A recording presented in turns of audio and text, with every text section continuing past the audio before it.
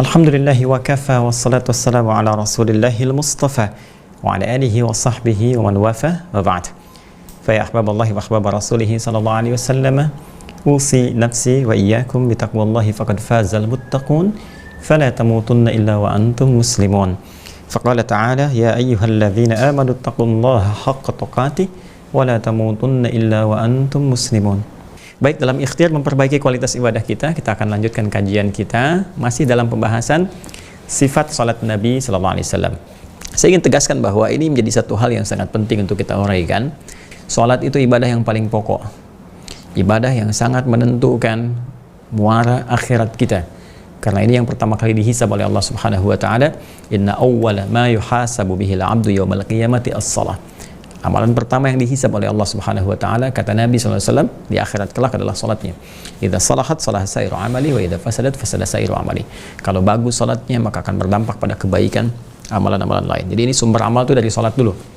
Salat merubah karakter, lebih baik amalan yang lain ikut, ya kan? Dan jika jelek salatnya maka ini adalah berita buruk ya bagi amal-amal yang lainnya. Ini sangat menentukan.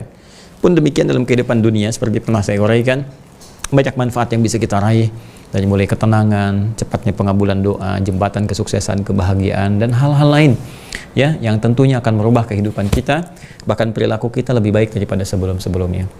Pada intinya, apakah sholat yang telah kita tunaikan itu, yang menjadi pokok ibadah kita, yang diwajibkan setiap hari, telah menghasilkan apa yang kita dambakan tadi, telah membuktikan keimanan kita di hadapan Allah, atau jangan-jangan apa yang kita kerjakan tidak berbanding lurus dengan hasil yang seharusnya muncul dari ibadah sholat tadi. Maka dua hal penting diperbaiki. Satu adalah kehusyuan, yang kedua cara penunaiannya, karena diduga kuat menurut Al-Quran akan ada orang yang sholat tidak khusyuk, dan diantar ketidakkhusyuan itu disebabkan karena tidak paham, tidak mengerti apa yang dikerjakan dan dilakukan dalam sholatnya. Untuk itu kita belajar, dan di pertemuan yang lalu Alhamdulillah kita telah sampai pada pembahasan iftitah dan istiftah ya, telah dapat bacaannya, referensinya dari mana, kemudian juga bagaimana cara membacakannya, dan hikmahnya itu yang paling penting ya. Telah kita sadari, kalau saya izin berdiri, kita coba dari awal secara ringkas dalam mempraktikkan dari sejak kita mulai bertakbir ya, sejajar dengan bahu, atau di sini ya izin saya tegaskan untuk menandakan bahwa semua hal jika sudah kita mengangkat bertakbir, takbirnya ihram, harus menanggalkan ya, dan diharamkan membawa segala hal yang tidak terkait dengan sholat. Buang semua ke belakang, pasrahkan kepada Allah Subhanahu Wa Taala diri kita sepenuhnya, menghadap wa annahum ilaihi raji'un, dan boleh jadi ini penghadapan terakhir kita kepada Allah, dan mungkin jadi diwafatkan kita. Karena itu Nabi kadang mengingatkan, ya sallu salatal muwadda', salatlah kalian seperti salat perpisahan kita dengan dunia, dan mungkin akan kembali kepada Allah. Itu dorongan kepada jiwa kita untuk kuat dalam rangka menghamba kepada Allah. Kemudian mengucapkan Allahu Akbar, fayaqulu Allahu Akbar ya, komitmen pada diri kita, di lisan kita, bahwa Allah yang paling agung, paling hebat, paling besar, menyadari sepenuhnya bahwa kita ini kecil di hadapan Allah. Tapi si kecil ini kadang-kadang membawa kebesaran dalam kehidupan, itu kan ya, sombong terhadap orang lain, merasa yang paling berilmu, merasa yang paling kaya, paling punya kedudukan, berlaku sewenang-wenang dan sebagainya, dengan apa yang sebetulnya cuma titipan dan kecil. Maka kita rasakan itu keliru. Kita berniat dengan baik sambil bertakbir, kita hadirkan suasana dalam hati kita, menunjukkan sholat apa yang kita tunaikan, maghribkah, isyakah, atau yang lainnya. Baik, kemudian kita bersedekah, letakkan kemudian telapak yang kanan menutup yang kiri, menjaga hati dengan baik, bahwa tutupi kekurangan-kekurangan yang kadang muncul dari nafsu ini ya, segera tekan. Kalau perlu genggam seperti ini, tutupi dengan kebaikan-kebaikan seperti pernah saya terangkan di pertemuan yang lalu. Tolong lihat yang sebelumnya dulu ya, supaya tidak cepat menyimpulkan, dan ada kesinambungan ya, dan ketersambungan pembahasan sehingga mengerti apa yang saya contohkan sekarang. Kemudian jaga. Dan dari penjagaan ini kita bermohon kepada Allah supaya kita jadi lebih baik dalam kehidupan. Dalam konteks kita membuka sholat ini dalam suasana istiftah, iftitah, apa doa yang harus kita sampaikan kepada Allah supaya kita mendapatkan pembuka yang baik, mengawali kebaikan, menutup yang jelek-jelek, bertobat kepada Allah. Nah, di sini kita selesai kemarin membahas tentang doa istiftah, iftitah, baik di Al-Bukhari kemarin kita bahas di nomor hadis 744 dari Abu Hurairah itu yang Allahumma ba'id, ataupun di Sunan Abu Daud ya, yang kita dapati kemarin di bab yang ke-123 apa yang harus dibaca saat istiftah, dan riwayatnya dari sahabat Ali bin Abi Thalib karramallahu wajah yang kita telah bacakan bersama, yang wajah tuh sampai ke ujungnya zalamtu nafsi ya, kemudian wa'taraftu bidzambi faghfirli ya, fa innahu la yaghfiru dzunuba illa anta ya, kita mengakui banyak dosa dan sebagainya. Nah, setelah itu suasana kan jadi enak, jadi lebih tenang, jadi lebih bersih, karena orang taubat Allah berjanji menjamin dalam Al-Quran Itu kan, siapa yang tobatnya benar, siapa yang tobatnya lurus dan berniat untuk baik, ya faman taba wa aslaha, siapa yang kemudian bertobat dan berusaha memperbaiki dirinya, berjanji komitmen, maka Allah akan berkenan menerimanya.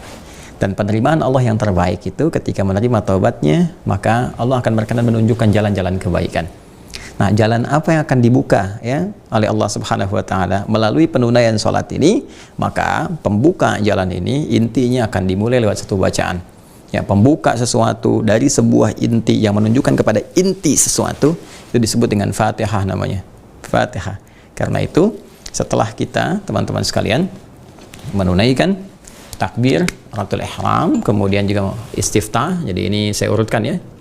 Nah, takbiratul ihram, takbiratul ihram, dan di sini juga ada niat nanti ya. Kemudian kita lanjutkan dengan iftitah atau istiftah. Ya. Oke, jadi saya batasi di sini dulu. Kemudian sekarang kita akan masuk ke dalam satu inti. Ya. Yang dimulai dengan bacaan. Ya. Bacaan itu disebut dengan qiraah namanya. Qiraah. Kalau bacaan spesifik berulang-ulang punya nilai mukjizat yang tinggi, bentuknya mubalaghah, maka disebut Quran. Ya, makanya apa yang kita bacakan firman Allah disebut Al-Quran, karena dibaca terus berulang-ulang tanpa henti, punya banyak mukjizat. Orang nggak pernah bosan membacanya, orang nggak pernah bosan kemudian menghafalkannya, semua kalangan bisa baca dan sebagainya. Baik ya? Nah, jadi kalau kita ingin sifati dengan khusus bacaan saja, maka kita katakan apa? Al-Qira'ah. Ya, pakai alif lam bisa Al-Qira'ah untuk menunjuk pada satu sesuatu yang spesifik bacaan. Nanti apa yang dibacanya kalau dalam sholat jelas nanti ya kita bacakan pertama kali setelah iftitah ini nanti adalah Al-Quran. Nah, jadi nama umum untuk bacaannya Al-Qira'ah ya. Jadi kalau nanti misalnya ada di dalam hadis Anda baca misalnya ba'da takbir qabla al-qira'ah. Nah, yang dimaksud qabla al-qira'ah ini jelas ke inti bacanya itu Al-Fatihah, itu Al-Quran. Ya. Al-Fatihah. Saking pentingnya tuh Al-Fatihah ada alarm, kwik kwik kwik kwik kwik kwik kwik. dengar. Ya, ini barangkali mobil tetangga atau mungkin mobil kita juga di bawah ya. Baik, teman-teman sekalian, lanjut ke sini. Ya, John, tolong matikan. Baik, teman-teman. Lihat sini ya. Bismillah. Kita akan masuk kepada sesuatu yang pokok. Pokok inti pembuka sesuatu. Ya, pembuka pokok inti disebut Fatihah. Ya. Kalau kemarin kan pembukaan yang mengantarkan pada sesuatu. Kalau ini intinya sesuatu itu dan akan dibuka, kan? Maka disebut dengan apa? Fatihah. Nah, Al-Fatihah ini tentu adalah Al-Quran. Ya, itu adalah apa? Al-Quran dan sifatnya berupa bacaan. Nah, makanya kalau Anda baca di hadis misalnya, ya kan yang saya sampaikan waktu hadis tentang iftitah ya, yang Allah membahas itu di Al-Bukhari nomor hadis 744 dari Abu Hurairah, kan Nabi sakata hunayyatan, beliau itu diam sejenak dan ditanya oleh sahabat Abu Hurairah radhiyallahu taala anhu. Dia itu redaksi pembukanya kan bainat takbiri wal qiraati. Ya, di antara takbir dan bacaan. Bacaan yang dimaksudkan adalah intinya yaitu Al-Qur'an, bentuknya apa? Al-Fatihah. Kesini. Nah, dan ini menjadi rukun yang sangat penting, teman-teman sekalian. Oh, ini rukun ya. Rukun yang penting dalam sholat. Rukun yang penting dalam sholat. Awas, hati-hati ya. Niat, takbir, nah ini Al-Fatihah untuk bacaan pertama yang menjadi rukun di dalam sholat, teman-teman sekalian. Ini dia. Jadi saking pentingnya rukun ini, bahkan nanti ada hadis yang sangat spesifik yang menjelaskan satu, posisi kewajibannya, ya. Kemudian yang kedua, teman-teman sekalian, adalah keistimewaannya, fadilahnya, ya, keutamaannya, keutamaan Al-Fatihah ini, keutamaan. Jadi nanti ada posisi yang menegaskan kewajibannya, kalau kita nggak baca jadi bermasalah gitu kan. Kemudian nanti ada keutamaannya.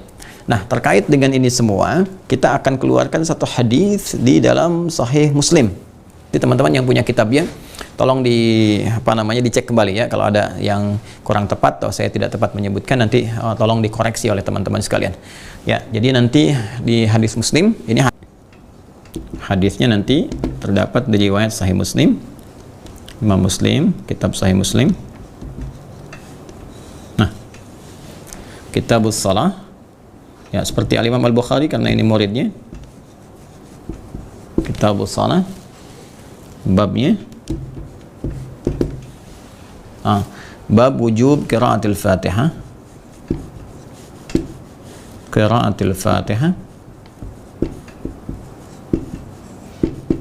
Inda kulli rak'atin, inda kulli rak'atin, kan? Wujub qiraatil Fatihah inda kulli rak'atin. Ini pembukanya. Ya. Jelas ya? Jadi di Kitabus Shalah, hadis Muslim, riwayat Muslim, kemudian babnya wujub qiraatil Fatihah inda kulli rak'atin. Wajibnya membaca Al-Fatihah di setiap rakaat. Dan nanti terusannya, ya, ketika kita tak mampu membacanya, nanti ada terusan adalah membaca bacaan lain yang dibenarkan sesuai petunjuk, ya, tatkala kita tidak mampu membacanya dengan baik atau belum hafal ke sini. Itu nanti pembahasan berbeda. Ya, jadi ini pokoknya. Nomor hadisnya kalau kitabnya serupa dengan yang saya miliki, itu nomor hadis 395. Ya, juga 598. Biasanya ini yang paling populer yang disebutkan. Kalau misalnya ada perbedaan, mungkin Anda ikhtisar atau cetakan berbeda, cari yang rawinya. Ini saja sudah cukup sebetulnya. Tapi kalau kita masuk ke rawinya, sahabat Abu Hurairah radhiyallahu taala anhu. Nah, Imam Muslim dengan Abu Hurairah kan gak ketemu nih. Berarti harus kita temukan dulu kan. Abu Hurairah kan sahabat Nabi gitu kan. Imam Muslim jauh sekali. Itu di eranya Imam Al-Bukhari gitu kan. Nah, ini sementara sahabat Abu Hurairah sahabat ketemu Nabi dan wafat sebelum eranya Imam Muslim. Nah, sekarang kita urutkan dulu Imam Muslim terima dari siapa. Haddatsana, nanti Anda bisa cocokkan. Ya, haddatsana Ishaq. Kan bin Ibrahim Al-Hanzali. Ya. Haddatsana Ishaq bin Ibrahim Al-Hanzali. Kemudian akhbarana Sufyan Ibnu Uyainah ya anil Ala an Abi Hurairah. Nah, ketemu di sini. An Abi Hurairah radhiyallahu taala anhu. Nah, anin Nabi sallallahu alaihi wasallam. Ya kan? Nah, jadi ini teman-teman, ini sanadnya. Ya, urutan informasi transmisinya yang tersambung langsung kepada sahabat Abu Hurairah, karena ini hadisnya nanti akan diriwayatkan oleh sahabat Abu Hurairah, rawinya ini, ya, Abdurrahman bin Sakhar. Beliau nanti akan menerima dari Nabi sallallahu alaihi wasallam. Karena Imam Muslim gak berjumpa dengan sahabat Abu Hurairah, mesti ketemu nih jalurnya dari mana, ketemu dari sini. Maka kita Imam Muslim nih qala telah menyampaikan kepada kami siapa? Ishaq nih yang pertama, Ishaq dari Ishaq bin Ibrahim gitu kan, Al-Hanzali. Kan Ishaq bin Ibrahim Al-Hanzali ini menerima dari siapa? Sufyan bin Uyainah menerima dari siapa? Dari Ala dari bapaknya dari Abu Hurairah. Jadi jalur ini yang menyampaikan Imam Muslim kepada sahabat Abu Hurairah radhiyallahu taala anhu. Qala, ya, beliau menyampaikan, teman-teman sekalian, awas, hati-hati ya. Di sini ada sesuatu yang penting, ada dua bagian dari kalimat Abu Hurairah ketika menyampaikan hadis dari Nabi sallallahu alaihi wasallam. Qala Rasulullah sallallahu alaihi wasallam, man shalla salatan, saya bacakan di sini, ya, dan saya tuliskan man shalla salatan walam yaqra fiha bi ummil kitabi bi ummil qur'ani, ya, fahiya khidajun, ya, fahiya khidajun talatan, 3 kali, ya, ay ghairu tamamin. Sampai sini dulu. Satu, terkait dengan kewajibannya. Ya, jadi kan tadi kita bahas 2 kan, 1 kewajibannya Fatihah, ini masih ada, alhamdulillah. 2 keutamaannya. Ya, terkait kewajibannya teman-teman sekalian, redaksi hadis yang pertama dari sahabat Abu Hurairah radhiyallahu taala anhu menyampaikan dari Nabi sallallahu alaihi wasallam, Nabi mengatakan man shalla salatan. Ya, tadi saya uraikan, kalau Anda siang lihat di Madrasah Imam Al-Bukhari, saya terangkan tentang man. Ismun mausulun yadullu 'alal fardiyatil 'ammiyah. Kan? Isim mausul konjungsi kata sambung yang menunjuk kepada objek atau bahkan subjek, kan, sifatnya personal tapi bentuknya luas. Artinya kalau ada man, itu yang diajak bicara saya, ya, kita, Anda, teman-teman. Jadi Nabi langsung mengkhitab kita, mengajak bicara kita. Kata Nabi, "Hei kamu, Adi Hidayat, hei kamu fulan, hei kamu fulana," itu kan? Baik. Jadi Man shalla salatan. Hei engkau, hei siapapun ya yang menunaikan salat, satu salat. Ya salat apapun ini. Salat apapun, terutama yang pokok, yang fardu, ya 24, 4, 3, 4. Ya subuh, 2, 4 zuhur, 4 asar, 3 maghrib, 4 isya. Ya siapapun yang menunaikan satu salat, kemudian walam yaqra fiha, dan dia tidak membaca di dalam salat itu, ya bi ummil Qur'ani, dengan ummul Qur'an, Al-Fatihah. Ya, nama Al-Fatihah nanti banyak teman-teman sekalian, ya. Ada yang menghitung sampai belasan bahkan, ya. Nanti Al-Fatihah disebut Ummul Quran, disebut juga nanti Asy-Syafiyah, Al-Kafiyah, Ummul Kitab, gitu kan? Jadi banyak sekali namanya. Sesuai dengan keistimewaannya. Biasanya satu surah kalau punya banyak fadilah jamaknya fadail, punya banyak keutamaan, maka keutamaan itu pun dijadikan sebagai bagian dari namanya. Ya, Al-Fatihah ini banyak sekali, ya banyak. Dia satu surah yang dengan izin Allah bisa menyembuhkan, maka disebut dengan Asy-Syafiyah. Kisahnya banyak tentang kepala suku yang tersengat kalajengking itu, yang pernah saya sampaikan di awal kajian Al-Quran di Aqsa, ya kan? Kemudian juga dia disebut dengan Al-Kafiyah karena isinya merangkum intisari dari Al-Quran Al-Karim keseluruhannya. Kemudian dia Ummul Kitab, ya kan? Ummul Quran, yang kembali semua isi Al-Quran itu induknya ke sini, ke Al-Fatihah. Jadi ini teman-teman sekalian. Dan Al-Fatihah dia pembuka. Kenapa disebut Al-Fatihah? Ya, karena li'annaha taftatihul Qur'ana fil mushaf. Dia membuka Al-Qur'an itu ya di dalam mushaf. Jadi dimulai dengan Al-Fatihah. Wa salatu tuftatahu biha, dan dia juga membuka salat. Salat dibuka dengan Al-Fatihah. Karena itu tadi saya katakan pembuka inti, bacaan inti dalam salat, maka dibuka dengan apa? Al-Fatihah. Ya teman-teman sekalian. Nah, orang yang salat terus dia nggak baca pembukaannya, nggak masuk ke inti pembukaan. Kan? Ya sama aja orang mau masuk ke satu tempat gak lewat intinya, nggak buka pintu, nggak apa, tiba-tiba masuk lewat dari jendela, dari genteng atas bluk ke bawah, kan nggak akan diterima. Anda datang ke istana presiden, ya langsung dari atap yang nerobos bluk, ya jangankan sampai ke bawah, Anda baru nyampe atap aja mungkin udah dikejar pas pampres. Nah, namun di sini masuk pembuka kan, lewat pembukaannya, lewat intinya dan sebagainya. Baik teman-teman sekalian, atau Anda misalnya mau udah ketemu dengan presiden, atau misalnya ketemu dengan siapalah yang Anda inginkan, kan direktur atau pimpinan Anda dan sebagainya, ya baru ketemu nggak ada pembukaan, nggak ada apa-apa dan sebagainya, langsung mengatakan, ya langsung pada inti, langsung pada ini itu, kan tidak juga, ada pembuka inti. Dia ada dari masuk sebagai pembukaan, kan pembicaraan awal, pembuka kepada inti, langsung inti. Nah ini pembuka kepada inti sesuatu yang menjadi bagian tak terpisahkan dari sholatnya adalah Ummul Quran, Al-Fatihah. Ini ada orang, kata Nabi SAW, nggak baca Al-Fatihah. Sengaja dia di sini nggak baca, sengaja. Faya khidajun, faya khidajun, faya khidajun. 3 kali disebutkan. Ya maka ya sholatnya itu disifati dengan khidaj, pencuri, dia pencuri gitu kan, pencuri. Teman-teman sekalian di sini pencuri itu kan jadi ngambil sesuatu gitu kan, yang menjadikan sesuatu itu nggak sempurna, gitu kan, yang menjadikan sesuatu tidak sempurna, makanya ditafsirkan ghairu tamam. Nah ghairu tamam di sini ini tafsiran ya, ghairu tamam artinya nggak sempurna sholatnya, tidak sempurna sholatnya. Nah, maka di sini ada yang menafsirkan tidak sempurna, di sini ada yang ketat, ulama mengatakan dia nggak sah sholatnya ya, karena ada hadis lain juga yang memahamkan bahwa la sholata liman lam yaqra bi fatihatil kitab. La salata, ya tidak sah salatnya, tidak ada salat bagi orang yang ya, kemudian tidak membaca Fatihatul Kitab, ya surah Al-Fatihah dalam salat. Nah, ini ulama sepakat dalam konteks dia menunaikan salat, khususnya pertama ya dalam konteks dia sendirian. Ya. Jadi dia yang disepakati, yang enggak ada perbedaan pendapat di sini.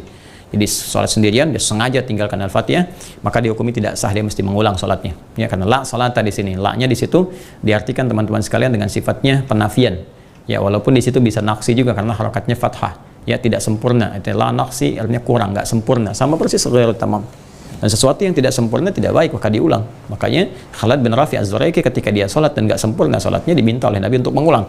Ya maka di sini yang memasukkan kepada aspek kewajiban. Kemudian juga nanti ada dalam konteks berjamaah. Nah, di sini ada perbedaan pendapat, tapi umumnya jumhur di sini menyepakati, termasuk nanti terusan di hadis ini adalah tetap dibaca, nanti tetap dibaca. Ya, walaupun imam baca, kita mengikuti, dan nanti ada standar cara baca kita, bagaimana cara membacakannya. Ya, berapa ayat paling minimal, kalau imam cepat kita bagaimana, nanti ada detailnya. Di sini tetap membaca, walaupun nanti Abu Hanifah, ya Imam Abu Hanifah dalam nanti madhab Hanafi mengatakan kalaupun imam sudah bacakan maka makmum diam, maka berlaku hadis qiraatul imam ya qiraatul makmum, innama ju'ilal imamu liyutamma bihi fa qiraatul imam qiraatul makmum. Adapun imam jadikan untuk diikuti, maka bacaan imam itu mewakili bacaan makmum. Maka di Hanafi itu diam, menyimak bacaannya imam, ya. Tapi nanti yang terkuat saya memilih nanti yang di sini jumhur ulama mayoritas tetap membaca dengan cara yang nanti kita akan pelajari teman-teman sekalian. Karena hadis tadi itu terkait juga dengan kondisi ketika imamnya sudah rukuk. Maka apa yang harus kita lakukan? Maka muncul hadis tadi. Ya. Kesini dulu teman-teman, teruskan dulu hadisnya. Jadi ini yang pertama, ini dalil yang menyatakan kewajiban membaca Al-Fatihah, baik kita sholat sendirian ya, ataupun kita menjadi imam dalam berjamaah, yaitu sudah pasti, atau bahkan makmum. Nah, dari mana kemudian tetap ini dibaca? Ya, tetap ini dibaca. Nah, ini kembali kepada terusan hadisnya. Qila li Abi Hurairah, belum selesai hadisnya. Qila li Abi Hurairah, setelah ini disampaikan oleh sahabat Abu Hurairah, Nabi menyampaikan seperti ini, gitu kan? Maka qila li Abi Hurairah, maka disampaikan, dikatakan kepada Abu Hurairah, ya. Bagaimana kalau keadaan kami ini menjadi makmum? Hah? Bagaimana kalau keadaan kami menjadi makmum? Maka apa kata Abu Hurairah? Sami'tu Rasulullah sallallahu alaihi wasallam. Kata beliau, bacakan ya, bacakan dulu dalam dirimu, baca silent, ya. Faqraha fi nafsika, kata Abu Hurairah radhiyallahu taala anhu, yang bermakna bacakan di dalam dirimu, jadi sir, bacakan. Jadi kalau imam bacanya jahar, jangan ikutan jahar. Ya, jadi jangan sampai terjadi misalnya imam baca dalam sholat maghrib, misalnya nanti sholatnya Bismillahirrahmanirrahim, ada di belakang Bismillahirrahmanirrahim, tidak, ya. Apalagi begini, imamnya sir, andanya jahar, ya. Itu lebih aneh, Joni. Saya sholat duhur, imamnya sir, anda jahar sendiri. Bismillahirrahmanirrahim, Alhamdulillahirrahmanirrahim. Itu kan kedengaran, jahar itu kedengaran oleh orang lain selain anda. Kalau sir, silent, yang dengar cuman anda. Jadi kalau anda baca sir, kedengaran orang, itu bukan sir, itu jahar namanya, Cepi. Ya, makanya kalau anda sholat sir, silent, ya nggak harus dikencangkan orang juga, ya. Ini kembali ke sini, yuk kembali ke sini teman-teman sekalian. Jadi nanti ketika dikatakan pada sahabat Abu Hurairah, kami ini dalam keadaan menjadi makmum, gitu kan? Dalam keadaan jadi apa? Makmum. Bagaimana keadaannya? Kata Abu Hurairah, iqra fi nafsik, dibaca di dalam dirimu. Inni sami'tu Rasulullah sallallahu alaihi wasallam. Aku pernah mendengar Rasulullah sallallahu alaihi wasallam, qala, beliau bersabda.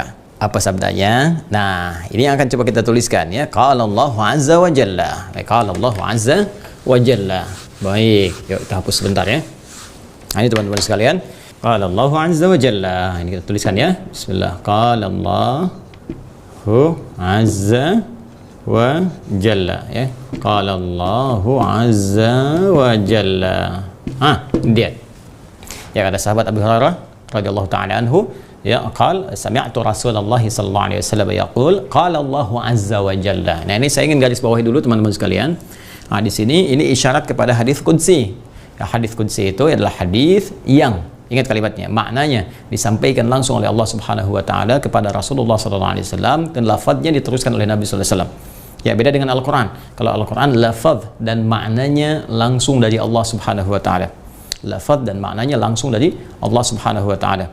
Jadi kalau hadisnya hadis qudsi, jadi diturunkan kepada Nabi sallallahu alaihi wasallam, kan? Lafadznya disampaikan oleh Nabi sallallahu alaihi wasallam, tapi maknanya itu langsung dari Allah Subhanahu wa taala. Ya, disampaikan kepada kita semuanya. Qala Allahu azza wa jalla, kata Nabi sallallahu alaihi wasallam, Allah Subhanahu wa taala menyampaikan kepada kita dalam salah satu hadis qudsinya, qasamtu shalah baini wa baina 'abdi wa li 'abdi ma sa'al. Garis bawah, ya, saya tuliskan ini yang pentingnya. Ya, qasamtu as-salata, qasamtu shalah, ini di satu redaksi nisfaini, ya, ada saya bulati begini, nisfaini. Ya, nisfaini. Ya. Qasamtu shalah nisfaini baini, ya, di sini baini wa baina 'abdi wa baina 'abdi wa li 'abdi. Ini poinnya. Ma sa'al. Allahu akbar. Qasamtu shalah baini wa baina 'abdi, qasamtu shalah nisfaini baini wa baina 'abdi. Perhatikan baik-baik teman-teman sekalian. Allah langsung ingin menyampaikan dalam salah satu hadis qudsi yang diteruskan oleh Nabi sallallahu alaihi wasallam, ya, lafaz dia sampai ke kita. Kata Allah, qasamtu sholata, saya membagi dalam salat itu. Nah, perhatikan baik-baik, ya. Ini yang menunjukkan, sekali lagi menekankan kewajiban Al-Fatihah yang disepakati nanti para ulama, ya, mayoritas di sini mayoritas bersepakat kewajiban membaca Al-Fatihah di dalam salat, karena ada redaksi penekanan yang sangat kuat. Di sini teman-teman sekalian, Al-Fatihah disebutkan dalam hadis qudsi dengan as-shalah. Ya, qasamtu salata, qasamtu as-shalah. Ya, di sini aku membagi, kata Allah Subhanahu wa taala, itu as-shalah yang dimaksud si Al-Fatihah. Dari mana taunya? Nanti terusan hadisnya. Ya, nanti terusan hadisnya, ketika Al-Fatihah disebut oleh Allah Subhanahu wa taala sebagai salat, inti dari salat, maka dari itu kalau intinya ditinggalkan kan tidak sempurna, dia ghairu tamam, khidaj, ya kan? Dan menunjukkan persoalan serius atas sah tidaknya, ya, salat yang ditunaikan. Karena itu di sini penekanan pembacaan salat itu lebih diutamakan.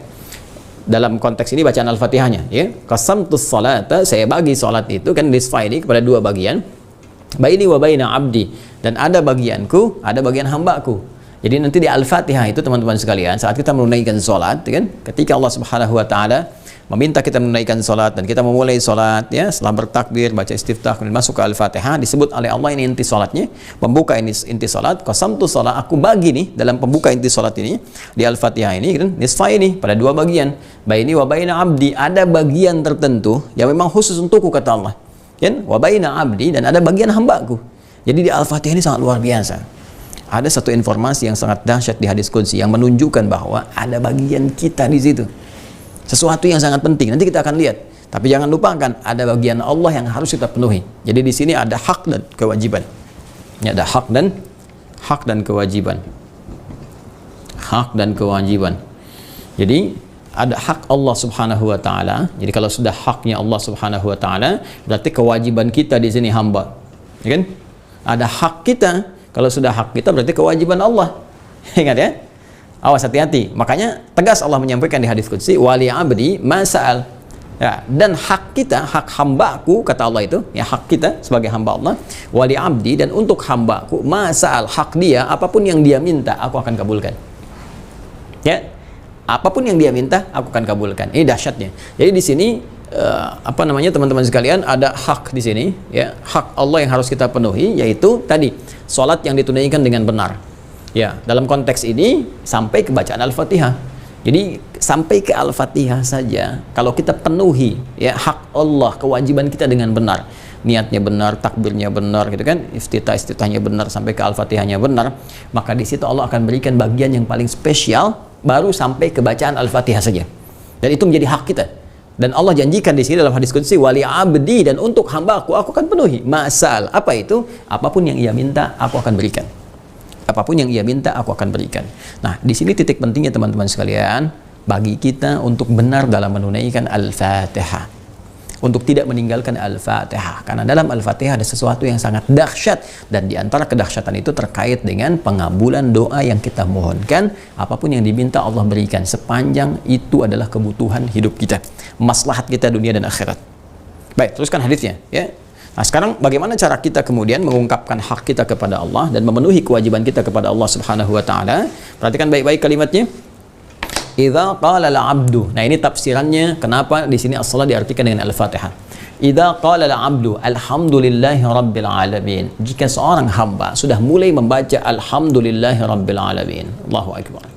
Alhamdulillahi rabbil alamin. Nih. Sudah masuk ke Al-Fatihah kan? Baik, jadi kita memulai dengan bacaan kita Al-Fatihah. Nanti di sini kalau masuk ke hukum nanti ya terkait dengan perbedaan-perbedaan pandangan ya, di Al-Fatihah disepakati jumlahnya 7 gitu kan. Hanya nanti ulama berbeda pendapat dimulai dari mana.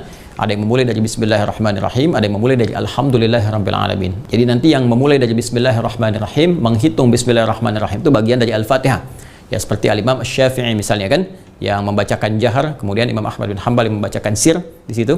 Ya, sementara Imam Malik, Imam Abu Hanifah itu menghitung dari Alhamdulillahirabbil alamin. Ya, dan di sini menempatkan Bismillahirrahmanirrahim ada ditempatkan sebagai ayat mandiri yang terpisah, karena pertanyaan Ibnu Abbas radhiyallahu taala anhuma yang menanyakan pada Rasulullah, adakah kemudian pemisah di antara surah-surah Al-Qur'an yang menjadikan surah itu dipahami bukan bagian dari surah yang lainnya, maka turunlah Bismillahirrahmanirrahim di sini.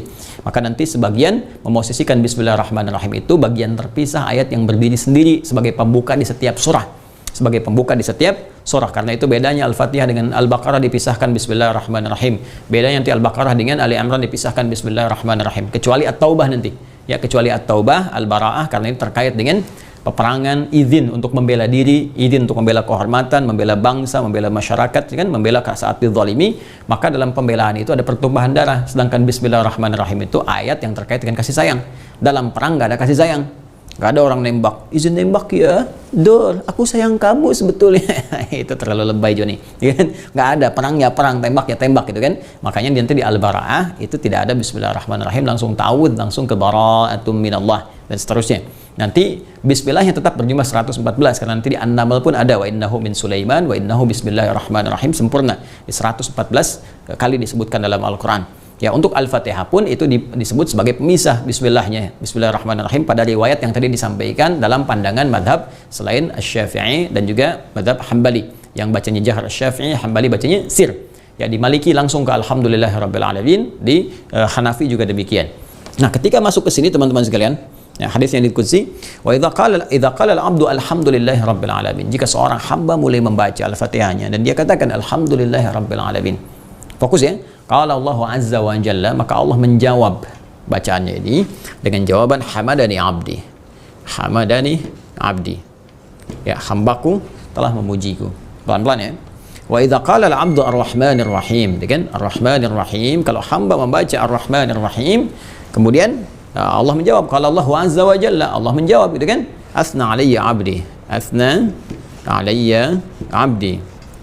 Baik, hambaku tengah menyanjungku. Wa idza qala al-'abdu maliki yaumiddin, ketika hamba membaca maliki yaumiddin, ya kan, maliki yaumiddin, qala Allah azza wa jalla, maka Allah pun menjawab, majjadani abdi, ya, majjadani abdi, hambaku tengah mengagungkanku. Di hadisnya waqala marwatan fawada ilayya abdi, kan? Hambaku tengah menyerahkan urusannya kepada keagunganku, kan? Nah, ini dia yang paling menarik teman-teman sekalian. Ketika sampai pada ayat yang berikutnya, iyyaka na'budu wa iyyaka nasta'in. Idza qala al-'abdu iyyaka na'budu wa iyyaka nasta'in. Ini beda sendiri teman-teman jawabannya nih. Ketika hambaku berkata dalam salatnya iyyaka na'budu wa iyyaka nasta'in, qala Allah azza wa jalla. Ini intinya. Allah menjawab hadza. Ini dia. Baini wa baina 'abdi wa li 'abdi ma sa'al. Allahu akbar. Nah, kata Allah, inilah yang dimaksud komitmen antara aku dengan hambaku. Tadi di awal, qasamtu shalah baini wa baina 'abdi nisfain. Ini komitmennya. Kata Allah, ini komitmen antara aku dengan hambaku.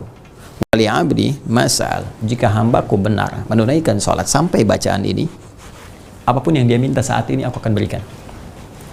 Ya, apapun yang dia minta saat ini aku akan berikan. Masya Allah, Masya Allah. Dan ini dalam posisi berdiri teman-teman. Ini dalam posisi apa? Berdiri. Sekarang saya mau ilustrasikan sebentar ya. Simpan dulu ini. Saya mau ilustrasikan. Kita buka dulu teman-teman sekalian Quran surah ketiga Ali Imran ayat 38 sampai 39. Ya, bersama Anda mushaf ya, tolong dibuka. Quran surah ketiga Ali Imran ayat 38 sampai 39. Di mushaf standar paling kanan pojok sebelah atas. Ya, saya mau kisahkan sejenak saja. Nabi Zakaria alaihi salam telah berumah tangga dan berharap mendapati keturunan dari ikhtiar rumah tangganya. Dan Allah berkehendak dengan satu kehendak yang sangat luar biasa, ujian bagi beliau, dari mulai berumah tangga sampai rambutnya memutih, fisiknya sudah letih, gitu kan? Washta'ala ra'su syaiba. Jadi dalam bahasa Al-Qur'an di surat Maryam itu sudah mulai rambutnya memutih ya, dan terus tidak pernah putus asa. Ya, walam akum bidu'aika rabbi syaqiyya, dan saya tidak pernah putus asa untuk memohon kepadamu ya Rabb untuk punya keturunan. Ternyata qadar Allah belum dapat keturunan. Bahkan istrinya divonis monofus dan mandul, mohon maaf, secara medis. Ya, nanti teman-teman yang mengalami peristiwa serupa, misalnya belum ada keturunan setelah berumah tangga cukup lama dan sebagainya, bisa ditempuh salah satu ikhtiar ini. Ya, ini contoh kepada kita untuk bisa diamalkan. Nah, maka apa yang terjadi? Teman-teman sekalian, beliau kemudian berikhtiar untuk menunaikan sholat dengan sempurna di mihrab. Mihrab itu bisa jadi bentuknya ruangan, ya kayak imam masjid tuh ya, imam kan ada apa namanya ruangan mihrab kan untuk mengimami itu. Atau kita bisa bikin di rumah, bisa ruangan, atau kalau nggak ada ruangan pun teman-teman, atau di musala bisa bikin satu bagian mihrab. Kita bisa jadikan hamparan sejadah aja, seperti saya pernah bikin juga begitu. Ya, dulu waktu saya pertama ke Indonesia, kemudian dengan istri itu kan ngontrak, dan bukan aib ya kita mengontrak dan sebagainya, kita hamparkan sejadah untuk menunaikan ibadah di situ ya, dan jadikan mihrab. Dan mihrab itu tempat yang memang khusus untuk ibadah. Jadi nggak ada yang lain-lain tuh, handphone apa semua cerita-cerita nggak usah masuk ke situ. Ya, jadi nggak bisa terima misalnya telepon, atau kita mohon maaf sekali ya makan di situ, atau bikin status pun jangan. Ya, ceklik selfie, maaf ya jangan ganggu aku sedang di mihrab, itu nggak boleh, keluar dulu di situ. Ya, mihrab khusus untuk ibadah saja. Dan diantara fungsi mihrab mempercepat terkabulnya doa. Ya, diantaranya. Makanya imam, kenapa tempatnya di mihrab saat dia memimpin sholat? Karena imam itu adalah puncaknya. Imam itu intinya dalam sholat, yang diharapkan bisa terkabul dengan bacaan imam doa-doa kita. Ya kan? Nah, dari sini kemudian teman-teman sekalian, boleh kita punya mihrab di rumah, seperti Maryam punya mihrab. Ya, di ayat ke-37-nya kan Maryam, ya fataqabbalaha rabbuha biqabulin hasanin wa ambataha nabatan hasanan wa kaffalaha Zakaria kullama dakhala 'alaiha Zakaria al-mihraba. Maryam punya mihrab. Nah, Nabi Zakaria kemudian mencoba menunaikan di mihrab itu, bermohon kepada Allah sesuatu ya yang tidak ada batas, ya seperti Maryam mendapatinya. Ya, sifat Allah yang memberi tanpa batas disebut dengan Wahhab. Wahhab. Kalau kita memohon kepada Allah, menyebut dan meminta dengan tulus, kita katakan hab. Untuk pribadi li, kalau banyak lana, hab lana. Rabbana hab lana min azwajina wa dzurriyyatina qurrata a'yun. Maka di sini Nabi Zakaria menunaikan salat. Dan saya pernah sampaikan di edisi yang awal-awal bahwa salat itu ibadah spesifik kita sebagai pembuktian keimanan kepada Allah. Karena pembuktian keimanan, makanya semua nabi umat sebelum Nabi Muhammad pun salat. Ya, kan pernah saya sampaikan, ya Nabi Isa itu salat, kan? Nabi Isa salat, ada di surah Maryam, ya, surah 19 ayat 31 sampai dengan 33. Kemudian siapa lagi? Nabi Zakaria, ini saya sebutkan. Nabi Musa salat, Quran surah ke-20 ayat ke-14, kan innani anallahu la ilaha illa ana fa'budni wa aqimis salata li dzikri. Nabi Ismail ya salat, meminta keluarganya salat, Quran surah 19 Maryam ayat 55, wa kana ya'muru ahlahu bis salat. Nah, kembali ke kisah Nabi Zakaria alaihissalam, maka beliau memberikan kesan kepada kita bahwa kalau ada manusia memvonis kita sesuatu yang nggak mungkin, nggak bisa, mustahil dan sebagainya, gitu kan, ini nggak memungkinkan, maka ini tanda langsung dari Allah Subhanahu wa taala untuk memohon. Nabi Zakaria memberikan tanda kalau sudah mustahil kata orang, maka mohonlah kepada Allah. Maka beliau menunaikan salat dan dalam salatnya berdoa. Ya, hunalika da'a Zakaria rabbah qala rabbi hab li min ladunka dzurriyyatan thayyibah innaka sami'ud du'a. Ya Allah, mereka mengatakan aku mustahil punya keturunan karena istriku begini-begini, karena aku sudah begini, maka aku memohon kepadamu yang tidak punya batas dalam pemberian. Mohon ya Allah, anugerahkan aku keturunan dari sisimu. Engkau pasti mendengar doa hamba. Kalau pada yang maha mendengar saja belum terkabul, kepada siapa lagi hamba mesti memohon? Sekarang perhatikan jawabannya di ayat 39. Ketika dipanjatkan dalam sholat dengan benar, lihat jawabannya. Dengan cepat sekali. Fa pakai fa. Saya sering terangkan huruf fa ini ya. Fanadathul malaika. Fanadathul malaika wa huwa qa'imun yusalli fil mihrab. Maka baru doanya selesai. Salatnya belum selesai, baru doanya selesai, turun malaikat memberikan jawaban, doa kamu terkabul. Wahwa, sedangkan Nabi Zakaria itu qaimun. Ini saya tuliskan, qaimun yusalli, ini dia, fil mihrab. Sedangkan Nabi Zakaria, ini poinnya, masih tegak berdiri, masih tegak berdiri, masih berdiri, yusalli dalam salatnya, fil mihrab, di mihrab. Ini poinnya, masih berdiri dalam sholat. Jadi beliau bacakan permohonan dalam sholat itu dalam keadaan berdiri. Dalam keadaan berdiri, minta kepada Allah. Doanya baru selesai, masih berdiri, sholatnya belum selesai. Tiba-tiba turun jawaban. Ya, sedangkan dahsyatnya kesempurnaan sholat yang disyariatkan kepada umat Nabi Muhammad SAW melalui Rasul yang sangat mulia. Karena nabinya paling mulia, paling takwa, paling dekat dengan Allah, maka kemuliaannya luar biasa. Sempurna syariat sholatnya, dan bedanya dengan umat di masa lalu, teman-teman sekalian, fokus baik-baik. Umat sebelum Rasulullah, sholat dulu, minta, baru turun jawaban. Umat Nabi Muhammad SAW, sebelum tiba waktu sholat, ditunggu oleh Allah. Mau minta apa dalam sholat? Silahkan minta. Yuk, buka Quran, surah ke 2 Al-Baqarah ayat 153. Quran surah kedua Al-Baqarah ayat 153. Ya ayyuhalladzina amanu, hai semua orang yang telah menyatakan dirinya beriman kepada Allah. Ingat, imannya dikhitab, imannya langsung diajak oleh Allah Subhanahu wa taala untuk dimunculkan, seakan menanda ayat ini bahwa adakah iman dalam jiwa kita, iman kita dipertaruhkan. Ista'inu bis sabri was salah. Ya ayyuhalladzina amanu ista'inu bis sabri was salah. Ini dia. Hei semua orang telah menyatakan dirinya beriman kepada Allah Subhanahu wa taala. Ista'inu, jika kalian punya persoalan dalam kehidupan, masalah-masalah apapun yang kalian rasakan, kan? Maka terimalah itu dulu dengan sabar sebagai ujian untuk meningkatkan kualitas hidupmu. Karena yang lain pun diuji. Ya, Nabi diuji, sahabat diuji, tabi'in diuji. Engkau Nabi bukan, Rasul bukan, sahabat bukan, tabi'in bukan. Gak pengen diuji, kamu siapa ya, ence? Ya, jadi ini balik ke sini teman-teman sekalian. Terima dulu dengan sabar. Wassalah, dan mintakan solusi dari ini semua lewat sholat. Lewat sholat. Nah, sekarang apa hubungannya dengan Al-Fatihah? Lihat baik-baik ya.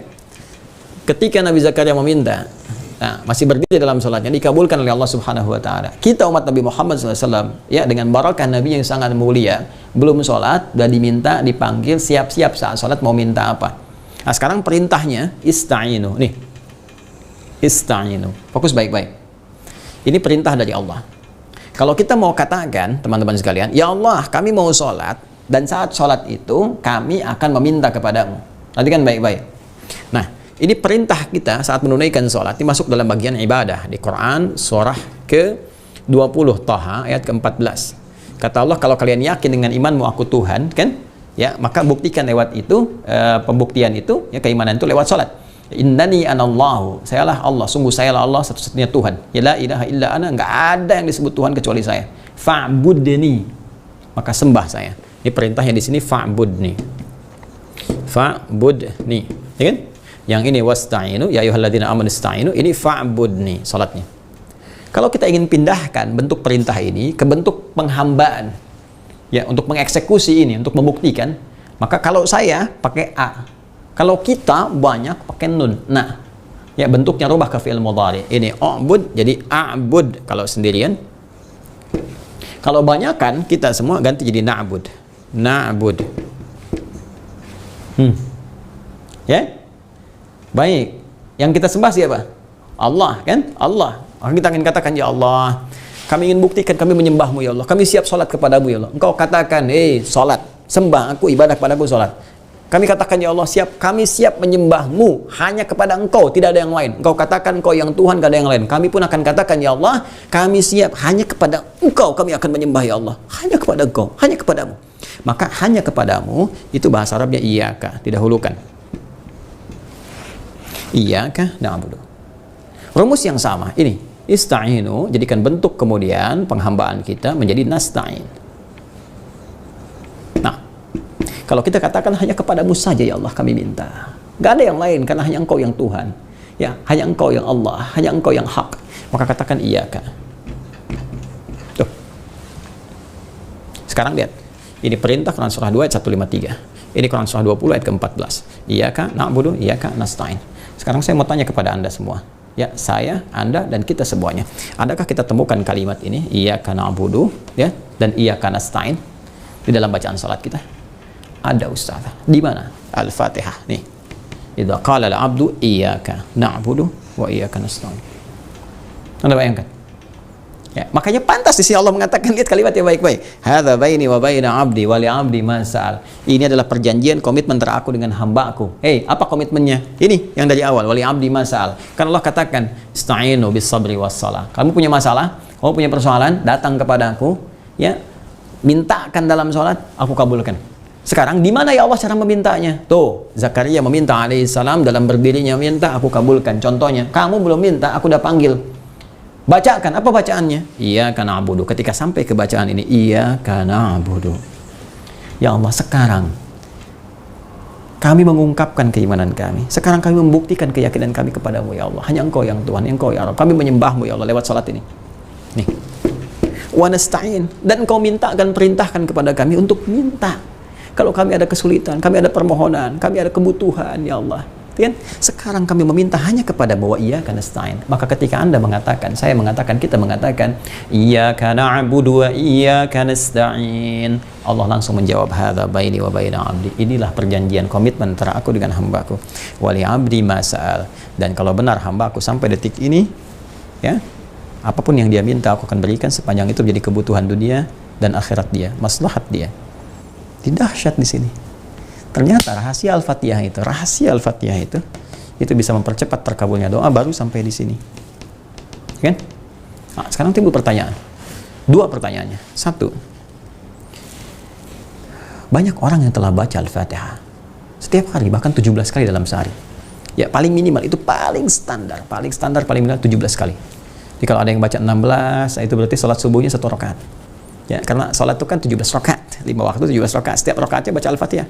Saking ingin, ya Allah, banyak mengabulkan doa kita, dibuat 17 kali minta. Ada nggak pimpinan, siapapun dia, komandan dan sebagainya, yang mengundang Anda 17 kali dalam sehari, minta apa aja dikasih? Ya? Dan ada yang ngundang sekali aja, Anda taatnya luar biasa, patuh luar biasa. Allah ngundang 17 kali, dikasih untuk kepentingan Anda, masih nggak taat juga. dengan cara apa lagi diberikan petunjuk? Nah sekarang ada orang sholat 17 kali baca ini tapi kok nggak dapat gitu kan? Salahnya di mana? Satu itu. Yang kedua, kalau Allah tawarkan apapun diberi, mau minta apa? Pasti bingung kan? Banyak permintaan nih. Ada nggak rumus kalau disebutkan satu kalimat misalnya atau satu permintaan semua dikasih? Nah ini menjadi penting untuk kita uraikan bagaimana bacaan Al-Fatihah yang benar, ya kan? Sampai bisa menghasilkan pemberian dari Allah Subhanahu Wa Taala untuk mengabulkan doa-doa kita. Bacanya seperti apa nih? Karena ada petunjuk di hadis ini. Dan yang kedua, apa yang harus kita mintakan kepada Allah dalam kondisi yang seperti ini? Dan kadang-kadang bacanya cepat imam. Ya, begitu kita ikuti iyyaka na'budu wa iyyaka nasta'in, ihdinas siratal mustaqim, siratal ladzina an'amta 'alaihim ghairil maghdubi 'alaihim waladdallin. Dan baca surat kan? Seperti apa menghadirkannya? Nah, ini nanti yang akan kita ulas. Jadi sabar ya. Sabar insyaallah, nanti kita akan uraikan dengan lebih dalam lagi sehingga pelan-pelan belajarnya. Kalau memungkinkan saya sarankan sih teman-teman bawa mushaf ya. Bawa mushaf, kalau kitab hadis mungkin nggak semua punya, tapi bisa download juga. Bisa dicari ini teman-teman, insya Allah ketemu apa yang tadi saya sampaikan deh ya. Kalau mungkin ada sedikit perbedaan nomor atau apalah gitu kan, yang menjadi penanda batasan halaman atau apa, itu mungkin perbedaan dari cetakan dan sebagainya, tapi redaksinya ketemu ya, redaksi ada, rawinya sama, itu kitabnya sama atau babnya sama. Itu biasanya insya Allah bermanfaat ya. Yang aneh itu begini, misalnya nomornya ada, isinya nggak ada, itu yang paling aneh kan. Nah, jadi jangan berdebat di masalah ini nomornya beda, lantas ribut gitu. Hadisnya ada nggak Cepi? Iya, kalau hadisnya ada, ngapain Anda sibuk pada urusan seperti itu? Mungkin kitabnya beda atau apa, dan tidak perlu kita perlebar juga masalah itu. Jadi kesimpulannya, ini bacaan Al-Fatihah, bacaan pembuka inti ya, dan kita harus bacakan dalam sholat kita. Membacakannya harus benar teman-teman sekalian, karena ada rahasia di balik itu. Di antara rahasia itu adalah bagaimana Allah mengabulkan doa-doa kita ya saat kita bermohon dalam Al-Fatihah ini, seperti Allah mengabulkan doa Nabi Zakaria yang dianggap mustahil oleh sementara orang. Ya, mungkin itu yang bisa kita uraikan, bisa kita bahas, mudah-mudahan bermanfaat. Dan semoga Allah senantiasa merahmati kita, menjaga kita dalam kebaikan dan mengampuni dosa-dosa kita.